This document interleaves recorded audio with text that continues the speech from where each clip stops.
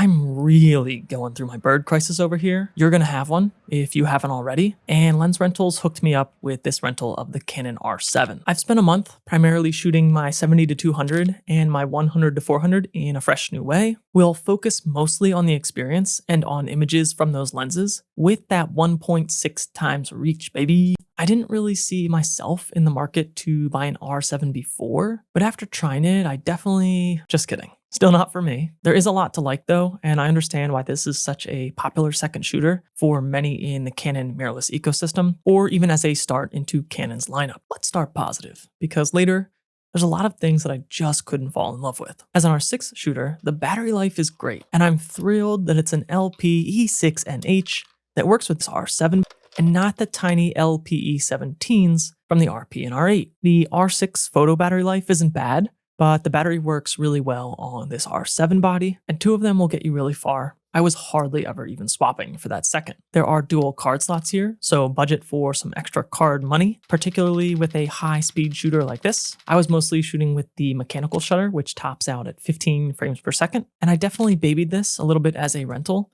but it's dust and moisture resistant. For the time that I was out in the active snow, I made sure that I had a weather-sealed lens, and when it got heavy enough to start settling on me, after I was out from under the tree cover, I called it a day. The video is a surprising standout feature on the Canon R7, and when out in the field taking photos, I really grew to like the on-off movie switch.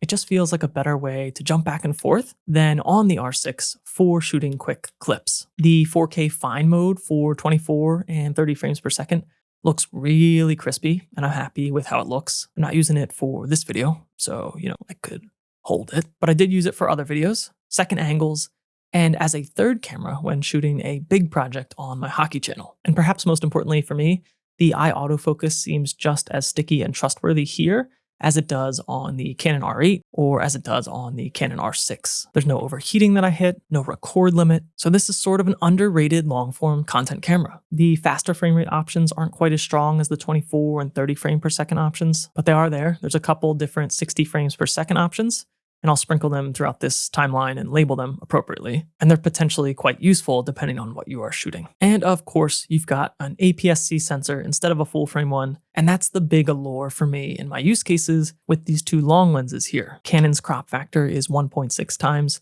and it really helps get you some extended reach for shooting small birds. The 70-200 f4 becomes an interesting option here because you get that full frame field of view equivalent of roughly 100-300 with a moderately fast f4 for that type of range. And that's sort of exciting in low light, but just like I find with the 100-400 on full frame, I still want a bit more reach. Definitely a great option to have though, and I could see this being a useful combo for indoor sports, for larger wildlife or events. There's always the f2.8 version of this lens if those are the types of things that you're doing often, and particularly if you're charging for them. And the 100-400 millimeter lens turns into quite the monster, and you're getting a similar field of view as compared to a 640 on one of the full frame sensor cameras. And honestly, that was the most exciting way to use this camera for me, and probably why lots of wildlife shooters will rock that R5, R7, 100-500 combo. This 100-400 gives you a little taste of that on the much more affordable end of things. And this is really just so light for what it is. I also shot with my Sigma 28 and Nifty 50, and it's nice to have those fast options mimic familiar lengths, used in situations where I might use 50 and 85 on a full frame. I used 28mm on some of the A-roll video shooting.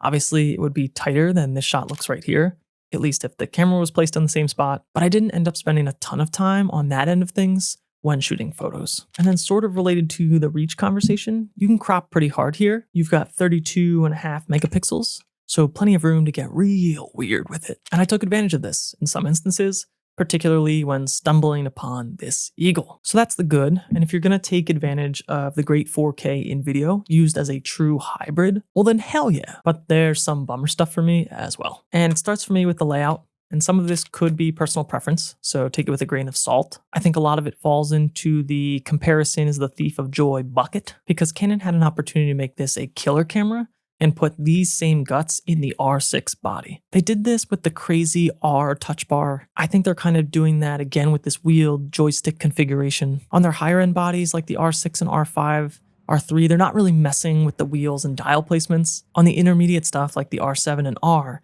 They are experimenting with some of these layouts, and I just don't love it. Coming from the R6, comparing it to the R7, it just makes me a little sad that even after a month with this rental, I haven't quite warmed up to this configuration. I just can't get the leverage on this dial that I would like to in the times when I reach for it. I think the R7 II will be a massive hit if they shove it in the R6 II body and walk the price up a little bit accordingly. I just want to have more of that traditional pro feel here. If you're coming from something like the R8 that's light on dials and buttons, you probably will still appreciate this. And thinking of my past self, when I stepped up from the RP to the R6, I think I would have appreciated this layout a little bit more at that time. But actually, before I'm done getting totally hot about this, the battery grip should absolutely be compatible here. I try not to get too into the, oh, Canon and their cripple hammer, but this feels like a miss. It would be a weird combo of buttons and dials for sure, but better than not compatible at all. In summary, when it comes to the buttons, I don't like them.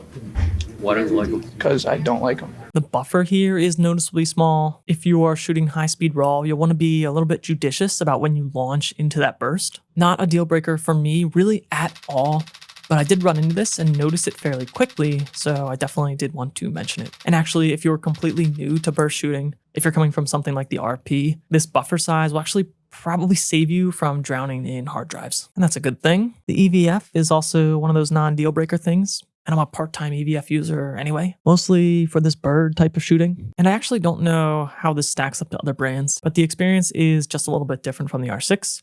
Enough, again, to mention it here. Now, one of the actual consequential areas where comparison robbed me pretty good, at least compared to the R7 and R6, was the photo autofocus. It might be a combination of using just these longer lenses, mainly when shooting with this. I'm surely open to some of it being user error, and there were plenty of challenging backgrounds and light, but there were two behaviors that I struggled with, and they were, one, focus being close but not quite, which is frustrating. It's hard to review that and catch that on the screen when in the field. And two, more hunting than I was used to, particularly when shooting on the 100 to 400, at least compared to how this performs when I've used it pretty heavily on the R6 and R8 last year. And I've played around with the autofocus cases and settings, and I have back button set up to be single point or similar on the AF on button, IAF on the star or AE lock button, or whatever the real name of that is. It wasn't all bad. There were plenty of times where it's picking out tiny little eyes and tracking pretty well, but it's just not as consistent maybe as what I'm used to when using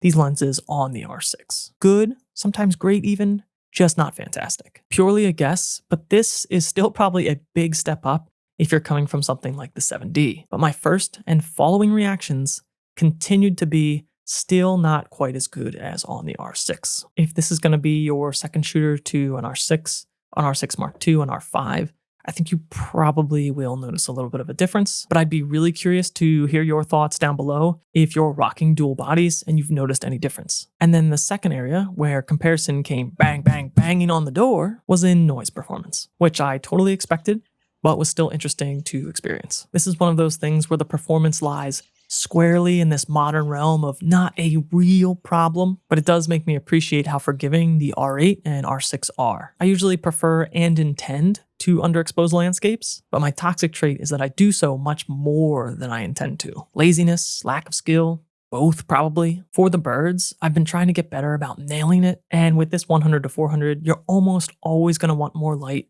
at higher shutter speeds if you're shooting in the morning or at dusk. And if avoidable at all, you really want to try not to rely on lifting underexposed shadows when shooting high ISO on the R7. But even when you botch it, I botched that one. Oh, that's a botch job. we've got plenty of tools in post, and I'll be walking through my Lightroom edits from the R7 in a video soon. To give you a rule of thumb idea, shooting 3200 ISO in the way that I've shot it seems to mimic how 6400 and 8000 perform on the R6. I did have the chance to dabble in a little high school basketball with the 7200 f4. My settings were largely 1/800 for the shutter, constant f4 obviously, and ISO 8000. I was happy to try it. I didn't get the worst results, but I definitely didn't get the best ones. Like I've said before, if you have the f4 version, you should never let this stop you from shooting. But if you're spending lots of time shooting stuff like this, if you're making money shooting stuff like this, then I think you should take a hard look at the f2.8 version of this lens. And then finally, a me problem, but maybe also a you problem,